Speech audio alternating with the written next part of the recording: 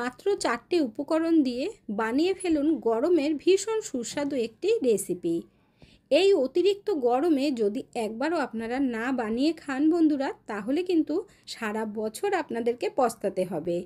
আর এই রেসিপিটা তৈরি করা এতটাই সহজ, একবার বানিয়ে দেখবেন সবাই বাটি চেটে চেটে খাবে।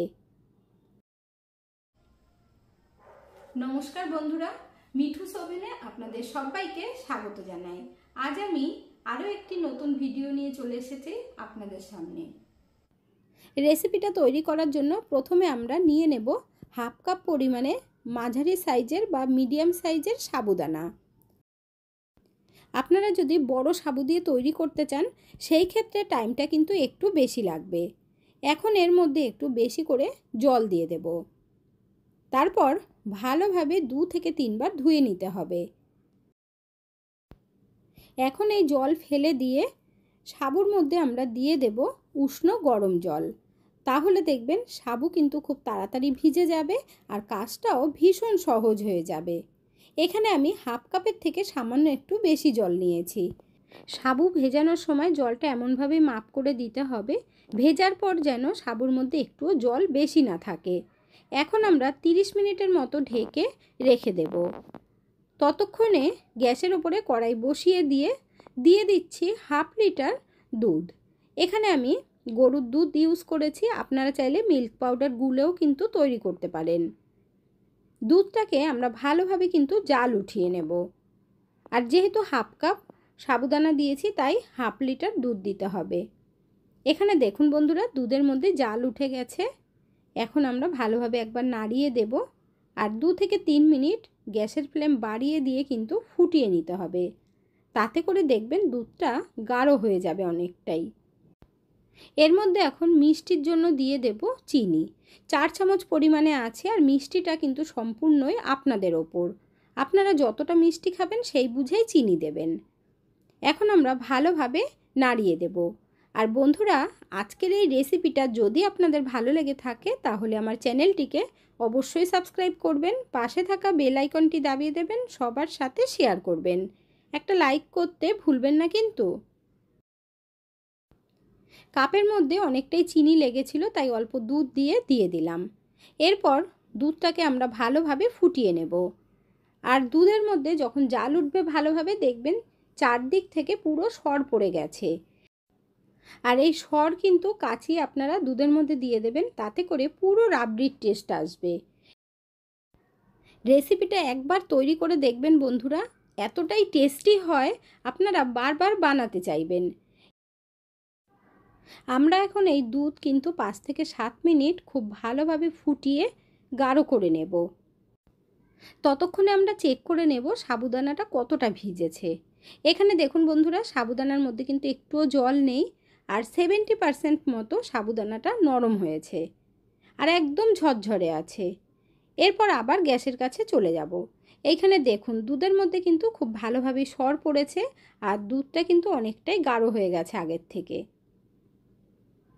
দেখতেই পারছেন আপনারা। এরপর এর মধ্যে আমরা সাবুদানা দিয়ে দেব, তবে একবারে কিন্তু ঢেলে দিতে যাবেন না। আমি যেভাবে দিচ্ছি ঠিক এইভাবেই দেবেন। 1 চামচ সাবু নিয়ে আস্তে আস্তে ছড়িয়ে দেবেন। কিছুক্ষণ ওয়েট করার পর আবার 1 চামচ দেবেন, না হলে কিন্তু একটার সাথে একটা লেগে যাবে, দলা পাকিয়ে যাবে, খেতে ভালো লাগবে না। কয়েক সেকেন্ড ওয়েট করবেন, তারপর দেবেন। পুরো সাবুদানা দেওয়া হয়ে গেছে আর গ্যাসের ফ্লেমটা এই সময় আমি মিডিয়াম আঁচে রেখেছি। এইভাবে 2 থেকে 3 মিনিট ফুটিয়ে নেব, কারণ সাবুদানাটা কিন্তু 70% মতো ভিজে গেছে, তাই রান্না করতে বেশি সময় লাগবে না। আর সাবুদানা যদি খুব বেশি ফোটানো হয় দুধের সাথে তাহলে কিন্তু একদম নরম হয়ে যাবে, খেতে একেবারে ভালো লাগবে না। এখানে আপনাদেরকে দেখিয়ে দিচ্ছি, দেখুন বন্ধুরা। এখন আমরা আস্তে আস্তে করে নাড়িয়ে দেব আর চারদিক থেকে সরটা কাচিয়ে দুধের মধ্যে দিয়ে দিতে হবে। সাবু দেবার পরে খুব বেশি ফোটানো যাবে না, এই রকম পাতলা রাখতে হবে, না হলে ঠান্ডা হবার পর কিন্তু একদম দলা পাকিয়ে যাবে, টাইট হয়ে যাবে আর খেতে ভালো লাগবে না। এখানে দেখুন বন্ধুরা, একদম পাতলা আছে, এর থেকে কিন্তু আমরা আর গাঢ় করব না। টোটাল 3 মিনিট মতো ফুটিয়ে নিয়েছি দুধের সাথে। আর সাবুদানাগুলো কিন্তু একদম ঝরঝরে রয়েছে। এখন আমরা গ্যাসের ফ্লেম বন্ধ করে দিয়ে নামিয়ে নেব। দেখুন একদম কিন্তু পারফেক্ট আছে। আপনারাও ঠিক এভাবে তৈরি করে নেবেন। এখন আমরা গ্যাসের ফ্লেম অফ করে দেব, তারপর নামিয়ে নিতে হবে।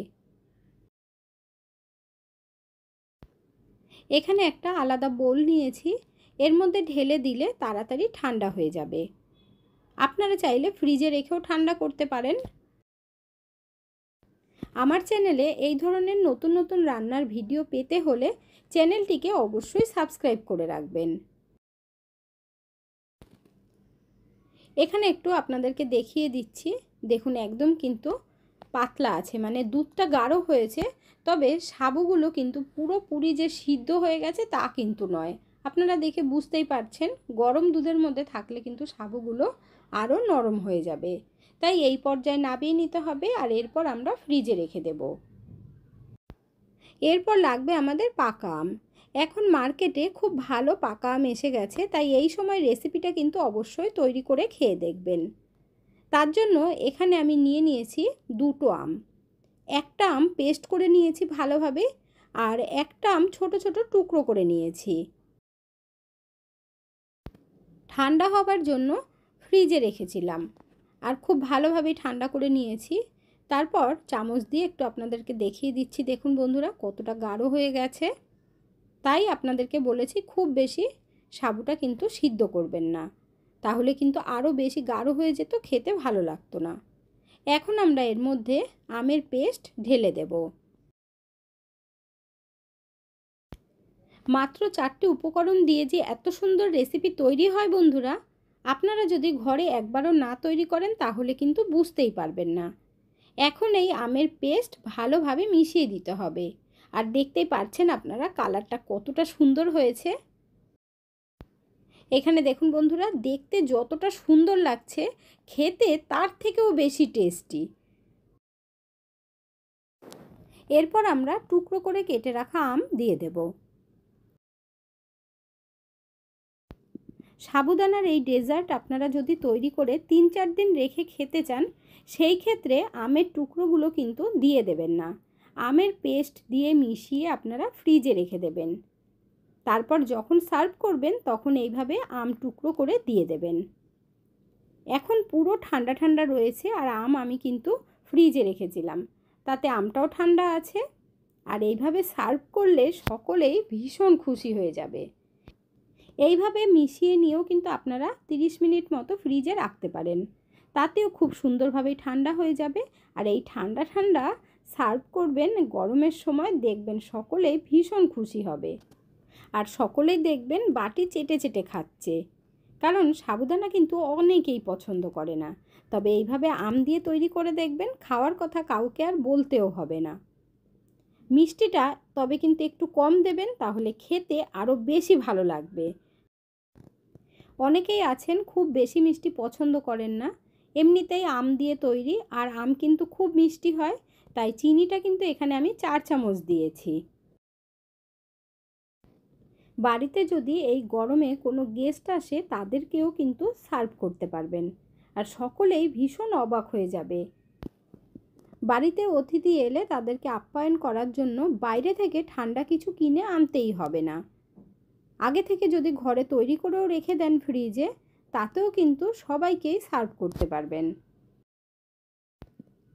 এখানে দেখুন বন্ধুরা, ছোট ছোট বোলের মধ্যে সার্ভ করে নিয়েছি, আর দেখতে কতটা সুন্দর লাগছে। আজকের ভিডিওটা আপনাদের কাছে কেমন লাগলো অবশ্যই কমেন্ট করে জানাবেন। এতক্ষণ ধৈর্য ধরে ভিডিওটি দেখার জন্য অসংখ্য ধন্যবাদ। ভালো থাকবেন, সুস্থ থাকবেন। দেখা হচ্ছে পরের ভিডিওতে। Thank you.